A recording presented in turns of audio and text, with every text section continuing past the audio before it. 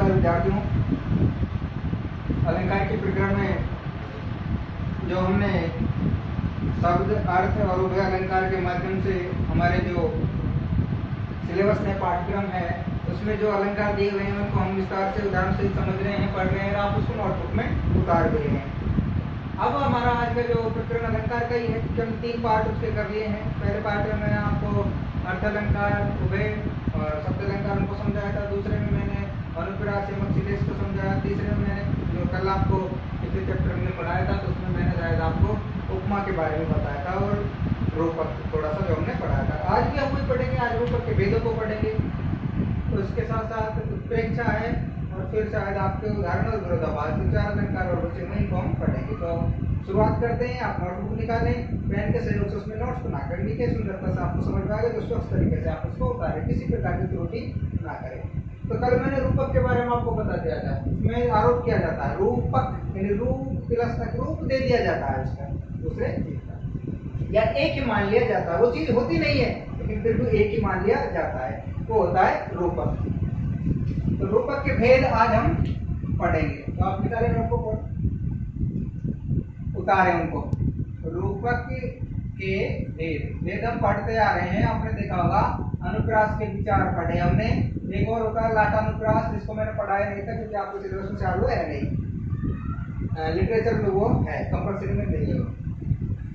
रूपक के भेद अब हम पढ़ेंगे। फिर हमने यमक के भी 2 भेद पढ़े और श्लेष के भी पढ़े, और अभी कल हमने जो उपमा के भी 2 पढ़े, पूर्ण उपमा और लुप्त उपमा। आज हम पढ़ेंगे रूपक के भेद। तो रूपक की परिभाषा और उदाहरण कल मैंने आपको बता दिया था, आज हम इसके भेद पढ़ेंगे। तो रूपक के 3 भेद होते हैं। कितने भेद होते हैं?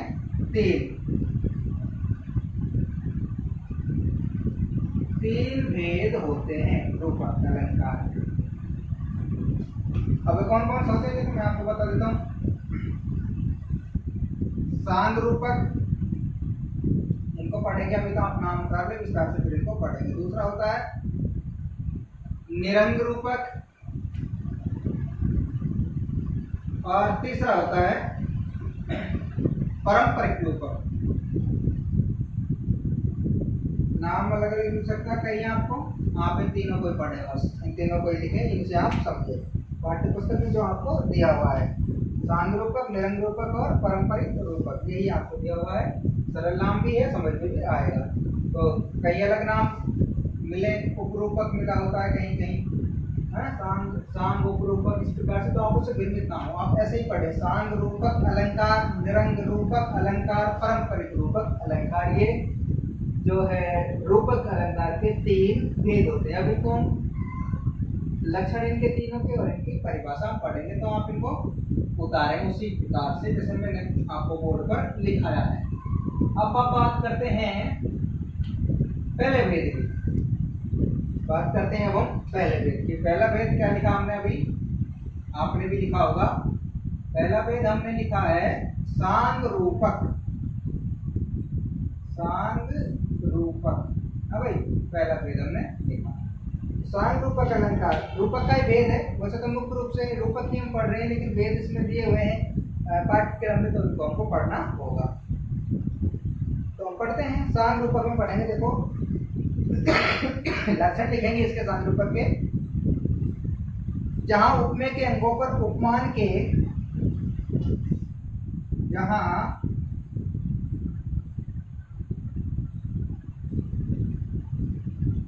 उपमेय के अंगों पर उपमान के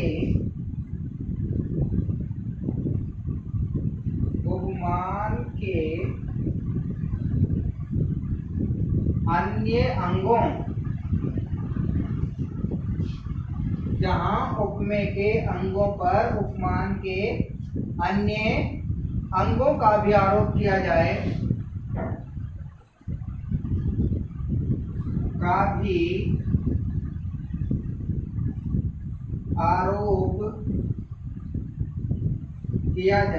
वहां कौन सा अलंकार होता है? सांग रूपक। रूपक की हमने परिभाषा पढ़ी थी, क्या पढ़ा था आपने? कल लिखा होगा, आपको याद ही होगा। क्या लिखा उसमें, जहाँ उपमेय पर उपमान का आरोप किया जाए, अर्थात उपमेय और उपमान को एक ही मान लिया जाए। आरोपित कर देते हैं उसमें रूपक, उसको उसका रूप दे देते हैं। वो चीज वो होती नहीं है, लेकिन फिर भी वो उसको क्या करते हैं, उसका रूप दे देते हैं और उसको एक ही मान लेते हैं। उपमेय और उपमान को, वहां कौन सा अलंकार होता है, रूपक अलंकार होता है। तो एक प्रकार की परिभाषा है, मैंने कल आपको परिभाषा दिखाई थी, वो सरल परिभाषा थी, उसको आप याद कर सकते हैं। उदाहरण मैंने कल आपको समझाया था, चरण कमल बंदो अनुयायी वाला जो उदाहरण, उसको समझाया था, जहाँ चरण को कमल मान लिया गया था। जबकि ऐसा हो ही नहीं सकता, चरण कमल नहीं हो सकता, ना ही कमल चरण हो सकता, लेकिन क्या करते हैं, उनको मान लेते हैं, आरोप कर देते हैं उसका उसके ऊपर। किसी प्रकार कोई भेद नहीं करते, भेद रहित आरोप कर दिया जाता है, उनको एक मान लिया जाता है। इसी आधार पर इनके तीन भेद होते हैं। सांग रूपक, जहाँ उपमेय के अंगों पर उपमान के अन्य अंगों का भी आरोप किया जाता है। रूपक तो भी कल हमने पढ़ा था, उसमें सिर्फ उपमेय और उपमान इनमें ही भेद रहित आरोप करके एक मान लिया गया था, अंगों का नहीं था। लेकिन उसका जो भेद है पहला सांग रूपक, उसमें क्या किया गया, उपमेय के अंगों पर जो उपमान है उसके अन्य अंगों का भी आरोप किया है। तो इस थोड़ा सा उदाहरण सहित उसको समझेंगे तो ज्यादा बेटर आपके समझ में आएगा। अंबर पन घट में डूबो रही तारा घटूसा ना गई, उदाहरण लिखेंगे फिर समझ में आएगा।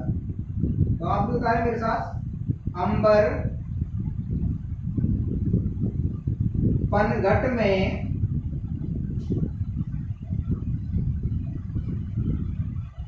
डूबो रही तारा घट उषा नागरी। बहुत अच्छी कविता है। बीती विभागरी जागरी, यानी रहना समाप्त हो गई है, रात्रि समाप्त हो गई है, अंबर पन घट में डूबो रही तारा घट उषा नागरी। ये उदाहरण जो दिया हुआ है, इसमें सांग रूपक अलंकार है। अब हम निकालेंगे किस प्रकार से सांग रूपक अलंकार है। सीधे तौर पर आपको सांग रूपक अलंकार ही पूछा जाए तो आवश्यकता नहीं है ज्यादा दिमाग लगाने की। करना क्या है, सर जी ने बताया, आपको लिखाया, उसी को लिखा, ठीक है, सांग रूपक हो गया। लेकिन आपको उदाहरण दे दिया कि अंबर पन घट में डूबो रही तारा घट उषा नागरी, फिर पूछा गया कि काव्य पंक्तियों में बताइए कौन सा अलंकार है, तो थोड़ा दिमाग लगाना आपको चाहिए। अंबर पन घट में डूबो रही तारा घट उषा नागरी। देखिए हमको क्या करना है, उपमेय और उपमान दो चीज होती है इसमें। मैंने आपको उपमा अलंकार में बताया था, चारों भेद पढ़ाए थे इसका, उपमेय उपमान वाचक शब्द और साधारण में उनको बताया था। तो यहाँ भी उपमेय उपमान को हमने रूपक में कल भी हमने पढ़ा था, उसके भेद में भी हम इसको पढ़ रहे हैं सांग रूपक में। जहाँ उपमेय के अंगों पर अन्य अंगों यानी उपमान के अन्य अंगों का भी क्या किया जाता है, आरोप, वहां कौन सा अलंकार होता है, सांग रूपक। अंबर पनघट तारा और तारा घट उषा नागरी, देखिए ये चीजें। अब वास्तविकता तो यह है कि रूपक जो अलंकार है इसमें, वास्तविकता तो यह रूपक जो अलंकार है ये इसमें है। अंबर, अंबर कहते हैं बेटा आकाश या आसमान को, आप जानते हैं ये आकाश या आसमान का पर्यायवाची है। और पनघट किसे कहते हैं, पनघट उसे कहते हैं पानी भरने का स्थान, जहां औरतें पानी भरने के लिए जाते हैं, उसे कहते हैं पनघट। अब अंबर को पनघट मान लिया गया या पनघट को अंबर मान लिया गया, उसको रूप दे दिया गया उसका, तो ये रूपक तो यही तक हो गया, यही तक इसका रूप दे दिया तो ये रूपक हो गया अंबर पनघट का। लेकिन आगे पंक्तियां दी हुई है उनमें भी रूपक अलंकार है। अब जो रूपक अलंकार होगा तो ये तो है नहीं कि एक में दो रूपक होंगे, तो क्या होगा, रूपक तो मुख्य है, लेकिन इसके साथ साथ क्या है, जो उपमेय है उसका उपमान के जो अन्य अंग है उस पर आरोप किया गया है, तो ये सांग रूपक में आएगा। अन्य अंगों का भी इसमें प्रयोग करते हैं। अंबर पनघट तक ही हो गया। जैसे अंबर यानी आकाश या आसमान में सुबह के समय, सुबह के समय की प्रक्रिया बेटा पूरी पंक्ति मैंने अभी थोड़ी देर पहले आपको बताई थी, बीती विभावरी जागरी, यानी रात समाप्त हो गई है, सखी जागरी। और करना क्या है, क्या करना है, पनघट पर जाकर पानी लेके आना, यानी सुबह का जो कार्य है वो उसकी शुरुआत हमको करनी है। अंबर पनघट में डूबो रही तारा घट उषा नागरी, तो कवि क्या कहना चाहता है कि सुबह के समय अंबर यानी आसमान में, अंबर यानी आसमान, सुबह जब होती है, दिन जब निकलता है, भोर जब होती है, फिर बाद जब होती है, तो क्या होता है, जो तारे हैं ना, तारे, असंख्य तारे जो आसमान में होते हैं, वो प्रभात होने पर, भोर होने पर धीरे धीरे क्या हो जाती हैं, छिप जाते हैं। क्या हो जाते हैं, छिप जाते हैं, यानी डूब जाते हैं। क्या होते हैं बेटा, छिप जाते हैं, यानी डूब जाते हैं। तो वही बात कही गई है कि अंबर पन घट में डूबो रही तारा घट उषा नागरी। अब देखिए तारा और घट दोनों चीज अलग है बेटा। ये तो तारा तो तारे के लिए हुई, घट मानी घड़ा हो गया। इन शब्दों को आप समझे, घट मानी घड़ा हो गया। जिस प्रकार से अंबर में यानी आसमान में सुबह के समय तारे छिप रहे हैं, धीरे धीरे छिप रहे हैं, उसी प्रकार से पनघट पर देखना बेटा, समझना, उसी प्रकार से पनघट पर क्या हो रहा है, जो घट है यानी जो घड़े हैं, वो औरतें क्या कर रही हैं, पानी में उनको डुबो रही है। और वो पानी में घड़े डूबने की जो प्रक्रिया है उसको कवि ने कहां से संबोधित किया है, अंबर में तारों के डूबने से। जैसे घट डूब रहा है पानी में, उसी प्रकार से जो तारे हैं वो भी आसमान में डूब रहे हैं, यानी छिप रहे हैं, वापस जा रहे हैं।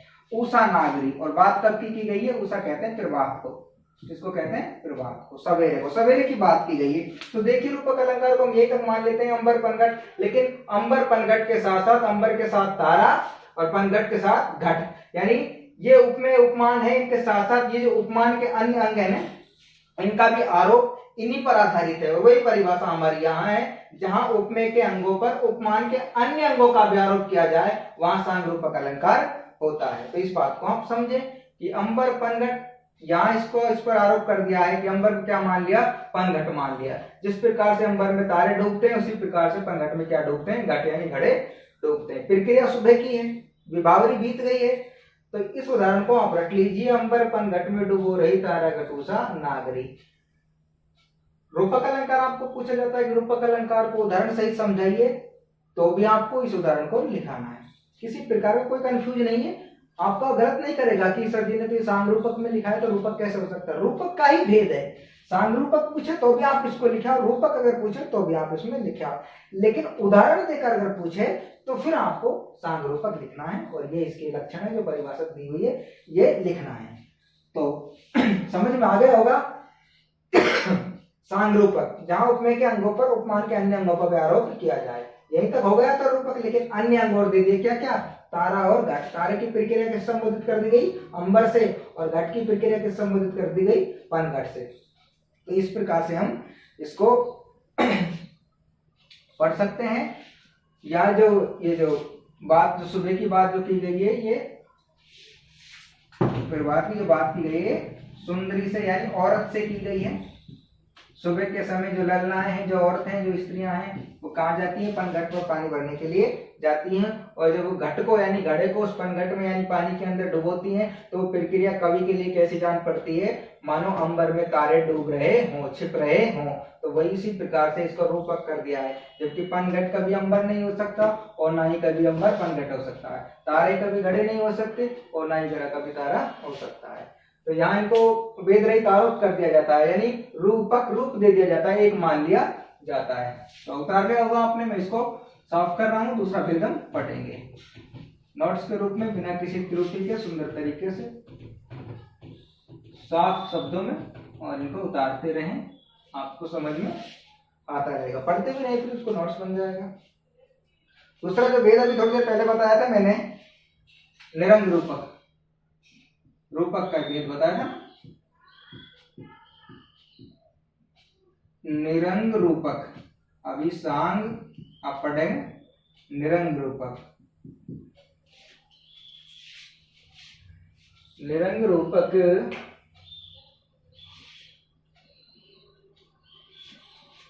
शुद्ध रूपक है, लिखेंगे इसमें बेटा, निरंग रूपक शुद्ध रूपक है। आप शुद्ध का मतलब आप जानते हैं, किसी प्रकार के और जो अन्य अंग है उनका इसमें विवरण आवश्यकता ही नहीं होती देने की, होते ही नहीं है। अन्य अंगों को अगर देंगे तो हमने अभी थोड़ी देर पहले पढ़ा था सांगरूपक, तो वही बात है। निरंग रूपक शुद्ध रूपक है, जहाँ केवल उपमेय पर ही उपमान का आरोप किया जाता है। तो मैं भी बता ही रहा था आपको, हम लिख भी लेंगे इसको, जहां केवल उपमेय पर ही उपमान का आरोप किया जाता है, अंगों का नहीं। अंगों का भी कर देंगे तो कौन सा हो जाएगा, अभी थोड़ी देर जो पहले पढ़ा था, अंगों का नहीं। निरंग रूपक शुद्ध रूपक है, ऐसा है शुद्ध, जहाँ केवल उपमेय पर ही उपमान का आरोप किया जाता है, बाकी जो अंग है उनका नहीं, वो कौन सा है, निरंग रूपक है। तो इसकी परिभाषा हमने लिखी, लक्षण लिख लिए। अब हम लिखेंगे इसके उदाहरण।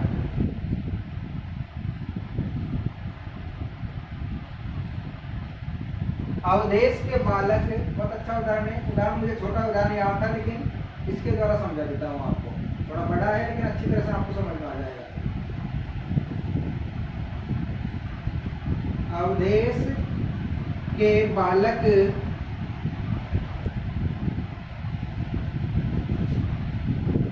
चारी सदा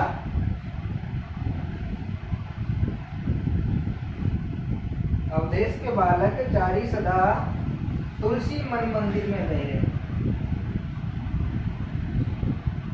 तुलसी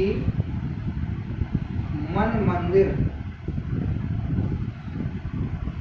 में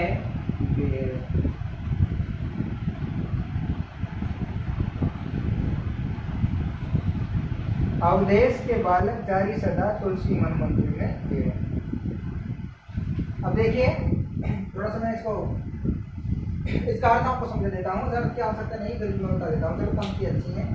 अवधेश के बालक चारी सदा, तुलसीदास जी की पंक्तियाँ है। तुलसीदास जी तो आपने बहुत पढ़ा होगा, बहुत काव्य पंक्तियाँ इनकी पढ़ी होगी, बहुत तो चौपाई छंद के जो प्रसिद्ध हुआ आपने इनको पढ़ा होगा। तो तुलसीदास जी कहना चाहते हैं कि अवधेश के बालक, अवधेश अवध प्लस ईश, अवध जानते हैं जिसको वर्तमान में अयोध्या के नाम से जाना जाता है। तो वहाँ के बालक अर्थात श्री राम के लिए कहा गया, सीधी बात पर मैं आता हूँ, यानी वहाँ के जो राजकुमार थे राम जी, उनके लिए ये बात आई। अवधेश के बालक चारी सदा, हे अवध के बालक प्रभु श्री राम चारी सदा हमेशा तुलसी मन मंदिर में बेरे। तुलसीदास जी कहते हैं कि मेरे मन के मंदिर में बेरे, यानी विश्राम करे, यानी ठहरे। हे अवध के बालक, हे प्रभु श्री राम, आप हमेशा मेरे मन रूपी मंदिर में बेरे। तो आप इसमें बिल्कुल बात क्लियर है कि रूपक अलंकार कहाँ है, मन मंदिर, मन रूपी मंदिर।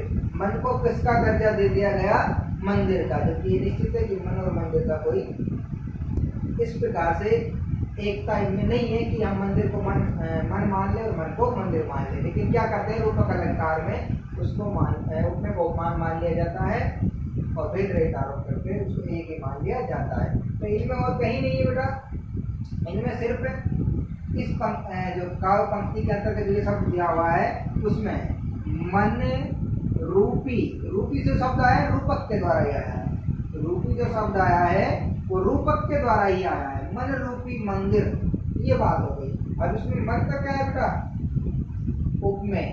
मन का क्या है, उपमेय। कल भी मैंने एक बात आपको बताई थी, आपको ध्यान दिया होगा आपने, उपमा अलंकार जब हमने पढ़ा था तो उसमें पढ़ा था कि सामान्य जो पदार्थ होता है वो उपमेय होता है बेटा, और विशिष्ट जो पदार्थ होता है वो उपमान होता है। तो आप अंदाजा लगा सकते हैं मन और मंदिर में सामान्य कौन सा था, विशिष्ट कौन सा था। तो उपमेय तो क्या होगा बेटा, मन, और मंदिर क्या है, विशिष्ट है, इसलिए ये क्या हो जाएगा, उपमान। तो तुलसीदास जी ने जो बात कही है इस उदाहरण के माध्यम से, काव्य आचार्यों ने जो उदाहरण में अलंकार पंक्ति जो निकाली थी वो है मन मंदिर, और मन मंदिर में मन पर जो है मंदिर का आरोप कर दिया गया है, तो उसको क्या मान लिया गया है, रूप दे दिया गया है, तो रूपक अलंकार मान लिया गया है।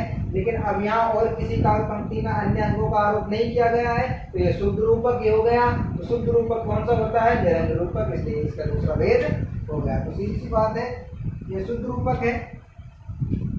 अब बात आती है तीसरे भेद की। दो भेद आपने समझ लिए, इनको उदाहरण और काफी उदाहरण है भैया, उनको आप पाठ्य पुस्तक में दिए हुए हैं, उनको इसी प्रकार से हल करें। फिर भी अगर कोई उदाहरण समझ में नहीं आता है तो उसको कमेंट बॉक्स में डाल दिया करें, आपकी समस्या का समाधान अवश्य किया जाएगा। लेकिन समझना आपको पड़ेगा। पढ़ते हैं तो ध्यान मोबाइल पर, ऑनलाइन क्लास हो या सामान्य क्लास हो, तो ध्यान क्लास में ही होना चाहिए कि सर क्या पढ़ा है। तीसरा भेद आपको पता है, मैंने बताया था थोड़ी देर पहले, तीनों भेद हमने लिखे थे। तो लिखा था बेटा हमने शायद पारंपरिक रूपक, पारंपरिक रूपक, यही लिखा था, है ना। तीन हुए, दो तो हमने पढ़ लिए सांग और निरंगा, लेकिन तीसरा है पारंपरिक। और आप इसको भी लिखेंगे सुंदरता से। जहाँ एक रूपक दूसरे का कारण हो, लक्षण लिखेंगे इसकी, यानी परिभाषा जो लक्षण है इसके, जिस पहचान है। जहाँ एक रूपक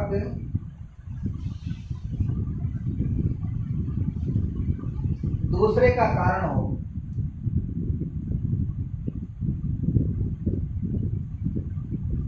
दूसरे का कारण हो, अर्थात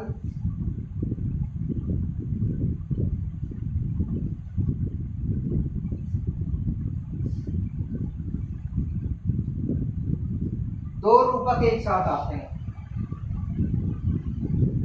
दो रूपक एक साथ आते हैं। एक रूपक मुख्य रूप में, एक रूपक मुख्य रूप में और दूसरा गौण रूप में। जहां एक रूपक दूसरे का कारण हो, अर्थात दो रूपक एक साथ आते हो, एक रूपक मुख्य रूप में और दूसरा गौण रूप में। तो आप ध्यान दे दीजिए, पहले जो हमने पढ़ा था ना सांग रूपक, उसमें दो रूपक नहीं थे, वो मैंने पहले भी आपको बताया मुख्य रूपक तो ये है, लेकिन ये जो आगे दिए हुए हैं वो उसके उपमान थे, उसके अन्य अंग थे। उनका तो जैसे इन जो अंबर और जो पंगड़ दिया हुआ था उस पर आरोपित किया गया था, वो अंग थे, वो रूपक नहीं थे। मैंने पहले भी आपको बताया था अन्य अंग थे उनका। उस मुख्य रूपक तो मैं बता देता आपको, अंबर और पंगड़। लेकिन इसमें रूपक ही दो होंगे, एक तो मुख्य होगा जैसे अंबर पंगड़ का हमने पढ़ा था, और उसके साथ साथ दूसरा भी रूपक होगा जो गौण रूप में होगा। बढ़त बढ़त संपत्ति सलील मन सरोज बढ़ जाए। उदाहरण लिखेंगे, बढ़त बढ़त संपत्ति सलील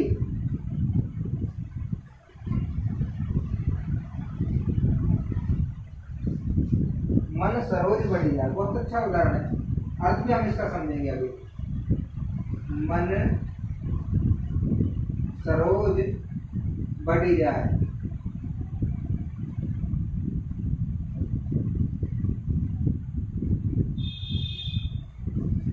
बढ़त बढ़त संपत्ति सलल मन सरोज बढ़ जाए। बिहारी जी का तो आया सर, मैंने पढ़ा भी, आपको पढ़ाया भी है, तो उसके माध्यम से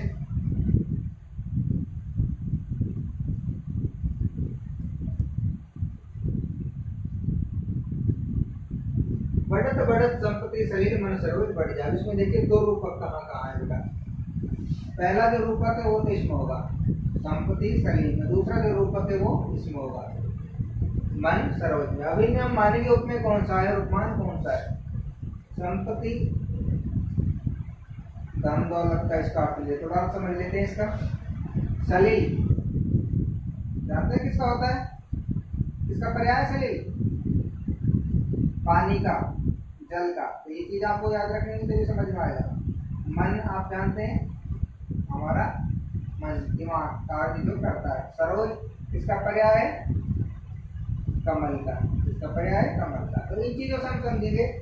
इसमें क्या है, बढ़त बढ़त यानी बढ़ने पर, बढ़त बढ़त। दूसरी पंक्ति ये घटत घटत फिर ना घटे बरु समूल कुंगा, यानी कुंगला जाता है, बिल्कुल समाप्त हो जाता है, फिर वो बढ़ता नहीं है। लेकिन एक बार जब बढ़ने लग जाता है तो मन और सरोज बढ़ जाए, इनका अर्थ हम समझेंगे। देखो संपत्ति सलील, जब संपत्ति बढ़ती है व्यक्ति के पास, धन संपदा बढ़ती है, धन दौलत बढ़ती है, तो उसका मन भी बढ़ जाता है, और मन उसका कैसा हो जाता है, उदार, उदार प्रवृत्ति का वो व्यक्ति हो जाता है। उसी प्रकार से सलील बढ़ता है, सलील यानी पानी यानी जल बढ़ता है।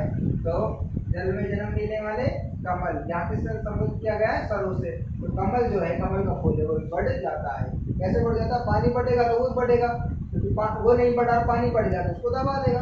तो तो कहाँ दिखाई देगा? तो क्या होता है, जैसे जैसे पानी बढ़ता है वो भी बढ़ता जाता है। किस प्रकार से? जैसे संपत्ति जब बढ़ती जाती है तो व्यक्ति का जो मन है, जो हृदय है, वो उदार होता जाता है, वो बढ़ जाता है। तो एक जो रूपक यहाँ से लिया गया था, एक रूपक यहाँ से लिया गया था, वो लिया क्या गया है? देखो, संपत्ति के लिए तो क्या माना गया है? मन। शरीर के लिए क्या माना गया है? सरोज। यानी एक को उपमेय, एक को उपमान, एक को उपमेय, एक को उपमान, और एक उपमेय, एक उपमान, एक अलंकार, एक उपमेय, एक उपमान, दो अलंकार। तो उस प्रकार से इसमें जो है मन सरोज की तरह बढ़ता जाता है, संपत्ति शरीर की तरह बढ़ती जाती है। तो वही बात है, जहाँ एक रूपक दूसरे का कारण हो, यानी इनके कारण, इनका अर्थ निकला है। आप समझदार हैं, विद्वान लोग हैं, आप सब समझते हैं, इनके कारण ही इनका अर्थ लिखना। अगर ये पंक्तियां नहीं होती, संपत्ति शरीर नहीं होती, तो मन सरोज को कोई महत्व नहीं था, और मन सरोज होता, संपत्ति शरीर नहीं होती, तो इसका कोई महत्व नहीं होता। एक रूपक दूसरे का कारण हो, पहले लिखा हुआ है काव्य पंक्ति में, अर्थात दो रूपक एक साथ आते हों, एक मुख्य रूप में और दूसरा किस रूप में? गौण रूप में हो, तो क्या होता है? पारंपरिक रूपक। यानी पारंपरिक जो एक रूपक है उसकी जो परंपरा है दूसरे रूपक में काम आ रही है। बढ़त बढ़त संपत्ति शरीर मन सरोज बढ़ जाए, मन भी उसी प्रकार से उदार हो जाता है, बढ़ जाता है। व्यक्ति का जो संपत्ति बढ़ती है किस प्रकार से? उस प्रकार से जब शरीर यानी पानी जब बढ़ता है, पानी का वेग जब बढ़ता है, बहाव जब बढ़ता है, तो जो सरोज है, जो कमल है, वो बढ़ने लग जाता है। तो बढ़त बढ़त संपत्ति शरीर मन सरोज बढ़ जाए। रूपक के लक्षण, उदाहरण और तीनों भेद हमने विस्तार से पढ़े, आपने उतारा होगा, समझ में आया होगा आपको। एक बार फिर इनको रिपीट करना, आपको समझ में आ जाएगा बेटर तरीके से। अब अगला जो टॉपिक है हमारा उत्प्रेक्षा का, अगला जो है हमारा वो है भाई छठा है सर, अनुप्रास हमने पढ़ लिया, यमक, श्लेष, उपमा, रूपक, 5 हमने पढ़ लिए, छठा है उत्प्रेक्षा। और देख लेना, आपको सब क्रमांक में गलती नहीं करना, आप बता देना, मुझे जितना याद है उस हिसाब से। उत्प्रेक्षा हम पढ़ेंगे आज ही। उत्प्रेक्षा, जहाँ उपमेय और उपमान में भेद होते हुए भी ये तीनों अलंकार लगभग लगभग इनकी परिभाषा एक दूसरे से मिलती जुलती सी है। कौन कौन सी? उपमा, रूपक और उत्प्रेक्षा। तीनों में उपमेय उपमान काम आते हैं। किसी में समान मान लिया जाता है, किसी में एक ही मान लिया जाता है, किसी में संभावना व्यक्त कर दी जाती है। बात उपमेय और उपमान की। जहाँ उपमेय और उपमान में भेद होते हुए भी परिभाषा लिखेंगे उत्प्रेक्षा की, थोड़ा नीचे लिख देता हूँ, नीचे लिख देता हूँ, थोड़ा यहाँ दिखाई दे जाएगा, है ना? उत्प्रेक्षा, उत्प्रेक्षा तेरा होगा, दिखाएगा। उत्प्रेक्षा देखेंगे हम इसकी परिभाषा। जहाँ उपमेय और उपमान में, यहाँ से शुरू कर देता हूँ नीचे, जहाँ उपमेय और उपमान में साफ ना दिखे तो थोड़ा क्वालिटी जो है चेंज कर दिया करो, थोड़ा अच्छा दिख जाएगा उसमें। भेद होते हुए भी, जहाँ उपमेय और उपमान में भेद होते हुए भी, भेद होते हुए भी उपमेय में उपमान की संभावना व्यक्त की जाए। उपमेय में आगे ना बात में कह रहा था, उपमान की संभावना व्यक्त की जाए, वहां उत्प्रेक्षा अलंकार होता है। कहाँ होता है? जहां उपमेय में उपमान की संभावना व्यक्त की जाए। उपमेय और उपमान में भेद होता है, लेकिन भेद होते हुए क्या कर लेते हैं हम? संभावना कि धूप के कारण पीलापन दिखाई दे रहा है, तो हो सकता है किसी ने पीले वस्त्र पहन रखे हैं, तो संभावना हो गई है तो धूप, लेकिन वो पीलापन जो दिखाई दे रहा है हमने उसको संभावित कर लिया। और जो संभावित कर लेते हैं तो जहाँ संभावना व्यक्त हो जाती है और जहाँ संभावना व्यक्त हो जाती है तो वहाँ अलंकार कौन सा होता है? उत्प्रेक्षा अलंकार होता है।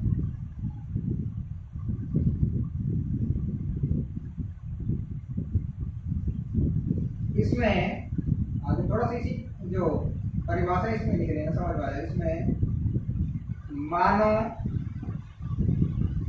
मनु, मनहु,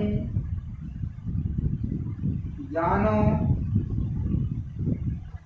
जनु, ज्यों, दू आदि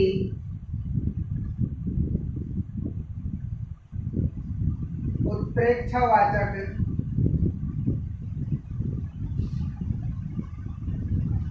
शब्द होते हैं। यानी ये इसकी पहचान है भाई। जैसे हमने उपमा में पढ़ा था ना, उपमा में कौन कौन से पढ़े थे हमने? सा पढ़ा था, सम पढ़ा था, सरिस पढ़ा था, सैग्रस पढ़ा था, जिमिन पढ़ा था, यू पढ़ा था, है ना। तो ये जैसे उपमा के थे ना, ऐसे ही किसके हैं ये? उत्प्रेक्षा। यानी उत्प्रेक्षा उदाहरण अलंकार का जब कोई उदाहरण आपको दिया होगा पाठ्य पुस्तक में, तो आप क्या होगा वो ये उदाहरण में ये जरूर दिया होगा। कौन कौन से ज्यादा? मानो होगा, मनु होगा, या जानो, जनु, ज्यों, दो, इस प्रकार यानी ऐसे शब्द दिए होंगे जिनसे संभावना व्यक्त की जाए। ये पंक्ति इनमें उतारे आप, उतार लें इनको।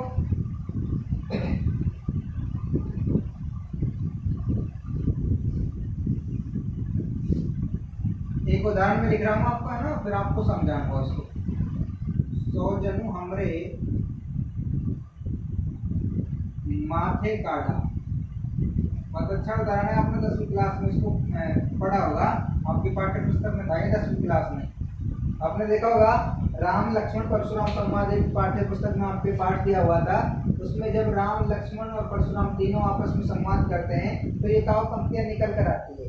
जब लक्ष्मण जी से परशुराम जी का संवाद होता है तो थोड़ा वो अग्रेसिव हो जाते हैं, एंग्री हो जाते हैं। तो उस प्रकार से जब लक्ष्मण ज्यादा एंग्री हो जाता तो कहता है 100 जन्म हमरे माथे काटा। यानी जो ऋण जो बचा हुआ है, मातृ ऋण, पितृ ऋण, गुरु ऋण जो बचा हुआ है, जो ऋण था उसके बारे में कहा गया था कि आपने भाई माता की हत्या कर दी, पिता के ऋण को चुका दिया, और पिता के आपकी जो गाय हैं उनको ले गया, पिता को जो मारा तो आपने सहस्त्र भाव की भुजाओं को काट दिया, तो जो पितृ ऋण से आप मुक्त हो गए।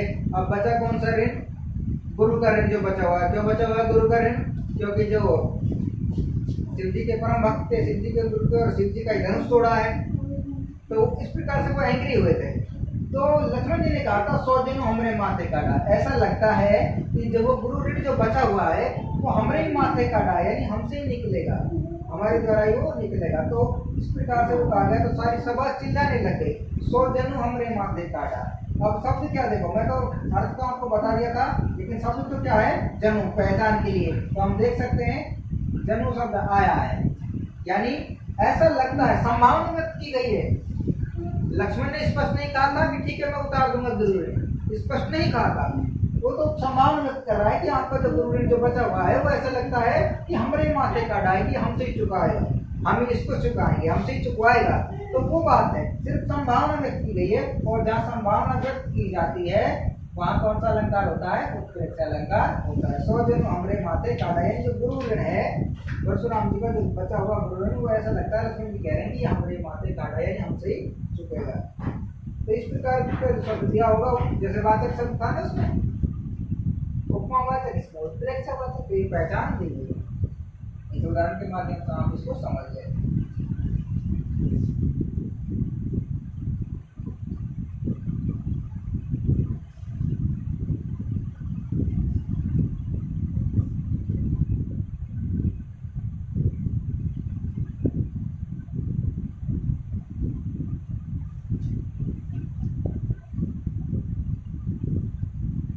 उत्प्रेक्षा के भी 3 भेद होते हैं। उत्प्रेक्षा अलंकार के 3 भेद होते हैं। आज हम इनका नाम लिखेंगे, कल इन तीनों भागों को हम कल पढ़ेंगे, क्योंकि बहुत ज़्यादा बड़ा वीडियो हो जाएगा, आपको फिर कंसल्ट नहीं कर पाओगे आप उस चीज़ को। तो कल हमारे 3 भेद तो ये बचेंगे, और एक उदाहरण और एक विरोधाभास। तो 5 परिभाषाएं हो जाएंगी, 5 परिभाषाओं कल लिखा दूंगा और इनके 5 उदाहरण मैं आपको समझा दूंगा। आज जो पढ़ा है रूपक के 3 भेद और उत्प्रेक्षा समझाया है, इनको आप समझना। तो इनका भेद का नाम जो है मैं आज दिखा रहा हूँ, 3 भेद हैं। पहला है वस्तुत्प्रेक्षा, वस्तुत्प्रेक्षा। दूसरा है हेतुत्प्रेक्षा, कारण बताओ, हेतुत्प्रेक्षा। और तीसरा है फलोत्प्रेक्षा, फलोत्प्रेक्षा। वीडियो को रेगुलर देखा करें तभी समझ में आएगा कि सर जी ने कौन सी वीडियो बना के डाली है। अब हम 2 डाल देते हैं, 3 डाल देते हैं, आप तीसरी वाले को देखते हैं, पहली दूसरी आपने देखे नहीं, क्या पता लगेगा सर जी ने पहली चीज क्या पढ़ाई थी, या पहली पढ़ा नहीं, आप पहली को देख ले, दूसरी को ड्रॉप कर दिया, तीसरी पे पहुंच गए, तो समझ में कैसे आएगा। तो इसके लिए जरूरी है आप रेगुलर वीडियो को देखते रहें, उसको लाइक भी करें, समझे, थोड़ा कमेंट करके बताएं भी कि सर जी कैसा लगा, वीडियो अच्छा था या फिर इसमें थोड़ी ये त्रुटि रह गई, सर जी ये समझ में नहीं आया, तो कमेंट करके बताएं, उसमें तभी तो पता लगे कि बच्चे पढ़ रहे हैं कि नहीं पढ़ रहे। तो उन चीज़ों को आप ध्यान दें। ब्लैक बोर्ड पर कैसा दिखाई दे रहा है, साफ दिख रहा कि नहीं है, बोलने में कोई त्रुटि है तो उसको बताएं, सर जी आवाज़ साफ आ रही नहीं आ रही। ब्लैक बोर्ड आप बताएंगे तभी पता लगेगा उस चीज़ को। हम जो बना रहे हैं, हम जो देख रहे हैं, हमारे लिए तो ठीक है, अच्छा बनाया हमने तो साफ दिखाई दे रहा है। हम आपको कैसा दिखाई दे रहा है, आपको आवाज़ कैसे आ रही है, उसको आप बताएंगे। तो आप पढ़े करें, रेगुलर इन वीडियो को देखा करें। और अपने जो साथी हैं और जो पढ़ने वाले हैं जिन्होंने इस चैनल को, जो स्कूल वाला चैनल इसको सब्सक्राइब नहीं किया, तो कहें कि स्कूल में जा, आप और स्कूल से जुड़े, सर जी वीडियो डाल रहे हैं, पढ़ा रहे हैं, तो उनको आप समझें। बाकी अलंकार का टॉपिक आपका कल समाप्त हो जाएगा और एक दिन का ही आपका टॉपिक रहेगा पारिभाषिक शब्दावली का। तो सिर्फ पारिभाषिक शब्दावली आपको मैं मुख्य रूप से 50 या 60 दिखाऊंगा, बाकी आपके पासबुक में है, जो आप देख लेना, क्योंकि सारी मीनिंग ऐसी है, उनको क्या लिखा है, सबको छोटे छोटे मीनिंग है, जो कुछ मीनिंग आपको याद है, बुक मीनिंग 50-60 लिखाऊंगा, एक दिन को टॉपिक रहेगा। तो कल अपना अलंकार हो जाएगा, परसों अपना वो टॉपिक हो जाएगा, उसके बाद में हम फिर पाठ्य पुस्तक पे आएंगे, अपनी गार्डन पूरी हो जाएगी। नमस्कार।